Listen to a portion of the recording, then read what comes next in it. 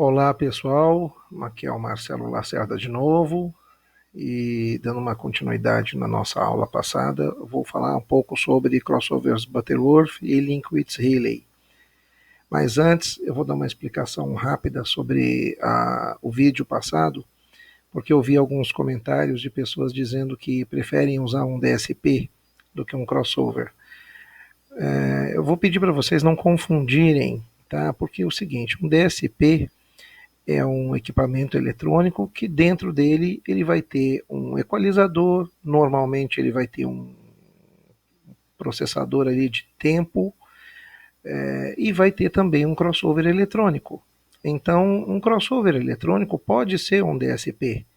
Um crossover eletrônico pode ser somente um crossover eletrônico.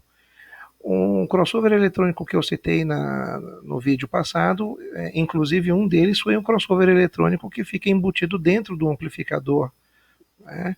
Assim como ele pode ser também um crossover eletrônico que está embutido dentro do player. Então eu peço para que vocês não confundam o fato de eu falar sobre um crossover eletrônico e vocês ficarem achando que é somente aquele aparelhinho meio quadrado com os botõezinhos, que ele é somente crossover eletrônico.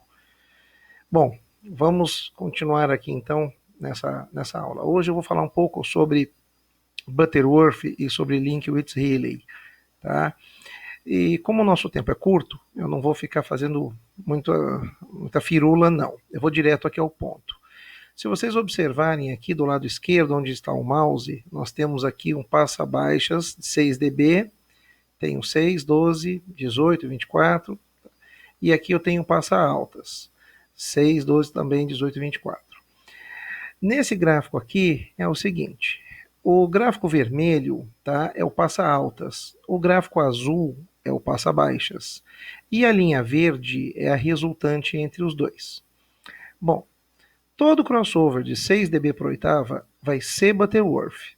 Qual que é a característica do crossover Butterworth de 6 dB por oitava? Bom, o cruzamento dele, tá, vai ser sempre a menos 3 dB. Então, se você observar aqui, olha, nós estamos aqui, ó, a menos 3 dB vai ser a frequência de transição desse crossover. Lógico que você pode ter 3, 4, 5 vias. A gente está, para simplificar, a gente está falando só sobre um som de 2 vias. Se você inverter a polaridade, vejam onde está o mouse aqui, ó. Eu vou inverter a polaridade, você não vai ter nenhuma diferença aqui na resultante. Tá. Se nós escolhermos agora um crossover de 12 dB por oitava Butterworth, vejam, o LR é o Linkwitz-Riley e o B é o Butterworth.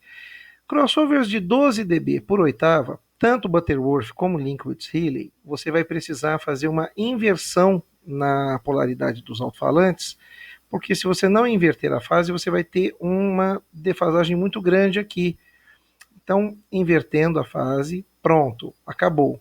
Só que no caso do Butterworth específico de 12 dB, todas as vezes que você usa com a fase invertida, você não vai ter um vale muito grande, mas você vai ter um pequeno pico de 3 dB. Lembrando que todo crossover Butterworth faz a transição a menos 3 dB. Vocês estão vendo a linha de menos 3 dB aqui. Então, colocou um crossover, ligou no modo Butterworth, já fica sabendo que provavelmente vai ter que inverter a polaridade, porque se não inverter a polaridade, você vai ter este vale aqui na transição. Ok? Um vale grande, olha, um vale de mais de 30 dB. Bom, se o crossover for Linkwitz-Riley, vamos escolher aqui um 12 dB por oitava, Linkwitz-Riley. Se você não inverter a polaridade, você vai ter o mesmo problema. Só que o Linkwitz-Riley de 12 dB invertendo polaridade, a resultante dele é plana. Ela não dá 3 dB de pico aqui na transição. E outro detalhe do Linkwitz-Riley, a transição dele se dá a menos 6 dB. Então, toda vez que você usar um Linkwitz-Riley, essa transição será feita a menos 6 dB. Isso não significa que ele seja melhor nem pior do que o Butterworth nesse sentido, apenas diferente. Eu quero que vocês entendam isso, ele só é diferente. O que ele apresenta que é interessante é que a resultante é plana. E isso, para a gente é mais interessante do que uma resultante com um pico de 3 dB. Bom, vamos sair do crossover de 12 dB, vamos passar para um 18 dB Butterworth. Por que eu sei que é Butterworth? Porque está escrito aqui, ó, 18 dB B de Butterworth. Vou colocar a polaridade normal. Vejam só, como que eu sei que ele é Butterworth, mesmo que eu não estivesse vendo aqui? Vejam, a transição dele se dá em menos 3 dB, tá? E é plana. Então eu inverto a polaridade, é a mesma coisa do crossover de 6 dB Butterworth. Invertendo ou não polaridade, não vai fazer diferença aqui para a resultante.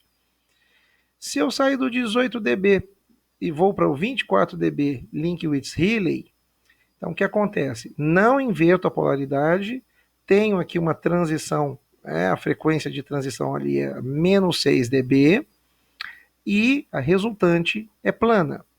Se eu inverto a polaridade dele, eu vou ter um vale de aproximadamente 30 dB, né? É uma coisa que não me interessa, então eu não inverto polaridade. Então, resumidamente, você precisa inverter a polaridade se o seu crossover for 12 dB por oitava, independente de ser Linkowitz-Healy ou Butterworth.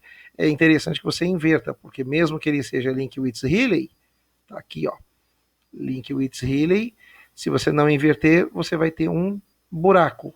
Então, invertendo ali. No caso do Butterworth, você, quando inverte a polaridade, você acaba com um buraco, mas você consegue ali um pico em 3 dB.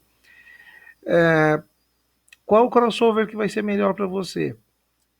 Boa pergunta. A escolha vai ser sua. Eu só vou dar algumas dicas aqui adicionais. Por exemplo, um crossover de 6 dB por oitava, eu vou colocar aqui um crossover de 6 dB. Pronto. Vamos pegar aqui um passa-altas, essa linha vermelha aqui. Se você tem aqui o ponto dele em menos 3 dB em 1000 Hz, veja, em uma oitava abaixo disso aí, que seriam 500, então 100, 200, 300, 400, 500. Lá para 500 Hz é que ele vai estar a menos 6 dB. O que significa que ele não oferece uma proteção muito grande para o seu alto-falante. Lembrando que menos 6 dB de potência significa 4 vezes menos a potência. Isso nós vimos no vídeo passado. Então, se você tem aqui um sistema que, nessa resultante aqui, você tem 1000 watts, então aqui neste ponto você tem 500 watts, e nesse outro ponto aqui você vai ter aproximadamente 250 watts. Ele atenua, mas ele ainda não é uma proteção muito eficiente para, por exemplo, um driver ou um super tweeter e tal. Bom, se você usa um crossover desses, então você tem que fazer um corte mais para cima do que o normal. É a minha dica, né? Você tem que ter um alto-falante que consiga descer 2 oitavas abaixo da frequência de corte. Então aqui eu cortei em 1000 Hz, eu teria que ter um alto-falante que descesse 2 oitavas abaixo. Uma oitava seria 500, que ele conseguisse responder até uns 250, que seria nessa região aqui, tá? Bom, sobre crossovers Butterworth e Linkowitz-Healy, eu espero que vocês tenham achado a aula hoje interessante. Peço para que vocês toquem o sino, façam, né, se inscrevam, e na próxima aula nós vamos dar continuidade aqui no nosso treinamento. Um abraço a todos.